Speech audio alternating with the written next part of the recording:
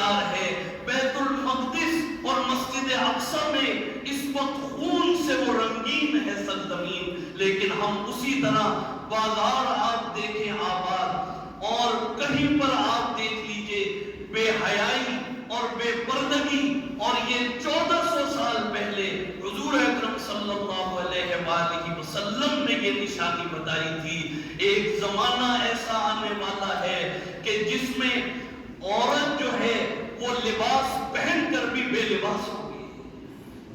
آج دیکھ لیجئے، ہم اپنی آنکھوں سے دیکھ رہے ہیں. اور میرے دوستوں اور بزرگوں، یہ یاد رکھیے گا، جس تیزی سے اس امت کے اندر یہ زنا کا مرض اور یہ بے حیائی کا، بے پردگی کا، یاد رکھیے گا حضرت عائشہ صدیقہ رضی اللہ تعالیٰ عنہا ام المومنین ہے، ان سے پوچھا گیا کہ یہ زلزلے کیوں آتے ہیں؟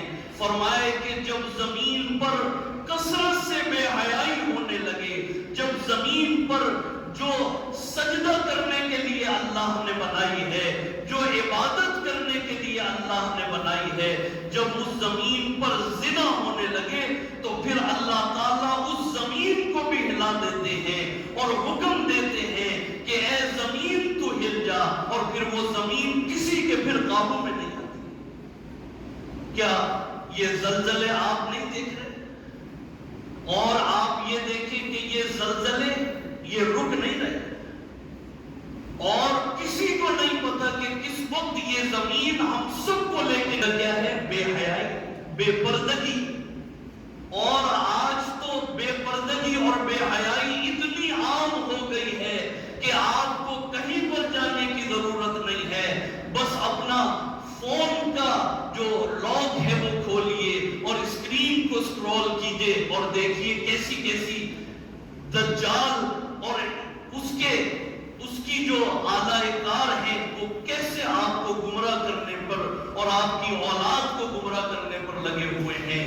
یاد رکھیے گا، یہ آج یہ امت، یہ انٹرنیٹ اور یہ فون اور یہ موبائل، یہ یاد رکھیے گا یہ ٹیکنالوجی نہیں ہے، بلکہ یہ ہماری آنے والی نسلوں کو آپ سمجھ لیجئے کہ ایسا زہر دیا جا رہا ہے کہ دجال جب آئے گا تو بس یہ جو یوں سمجھ لیجئے جو ایک آنکھ کے ہر وقت آگے ہے، چاہے وہ ٹی وی ہو، چاہے وہ فون ہو، دیکھ لیجئے ایک آنکھ تو ابھی دجال تو آیا نہیں.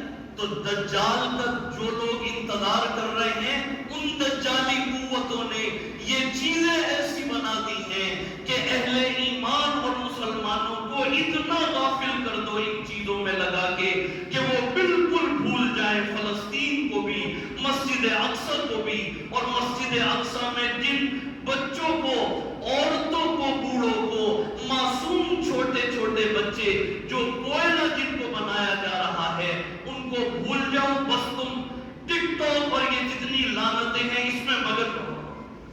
آج اہل ایمان اور مسلمانوں کی بیٹیوں کو نچایا جا رہا ہے، لباس ان سے اتروایا جا رہا ہے. یہ سب کیا ہے؟ یہ یوں سمجھ لیجئے کہ اس وقت سے ہم گزر رہے ہیں کہ کچھ پتہ نہیں ہے کہ کس وقت اللہ کا عذاب آ جائے.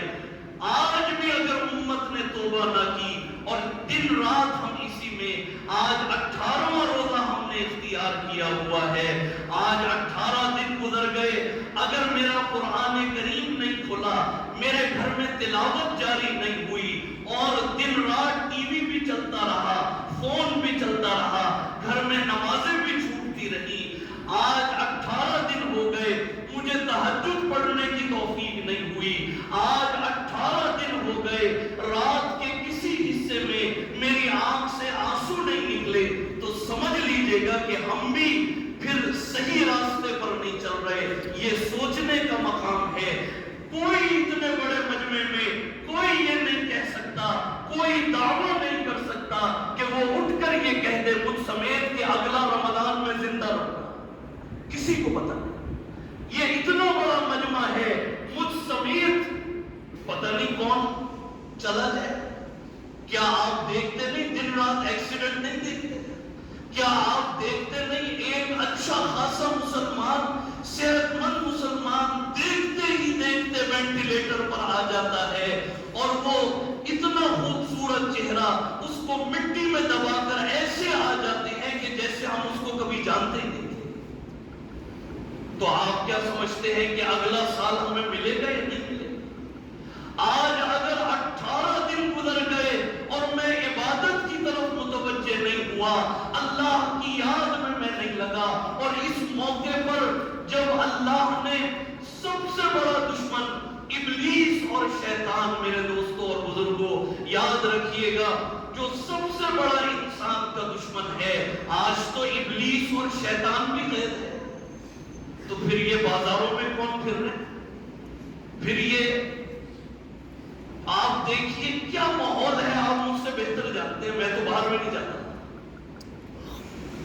آج عین نمازوں کے وقت میں کیا بازاروں میں گہما گہمی نہیں ہے؟ کیا آج یہ رمضان کا آخری عشرہ شروع ہونے والا ہے جو عبادت کے لیے اللہ نے بنایا ہے، لیکن ابھی آپ ایم ایم عالم روڈ چلے جائیں، لبرٹی، انارکلی، آپ دیکھیں کیسی بے حیائی اور بے پردگی. اور یہ امت، اللہ نے اس امت کو یہ رمضان جہنم سے نجات دینے کے لیے دیا تھا. اللہ نے فرمایا تھا کہ یہ رمضان امت محمدیہ کو یہ وہ تحفہ ہے تاکہ تمام امت جنت میں جانے والی بن جائے. تو کیا یہ امت جنت میں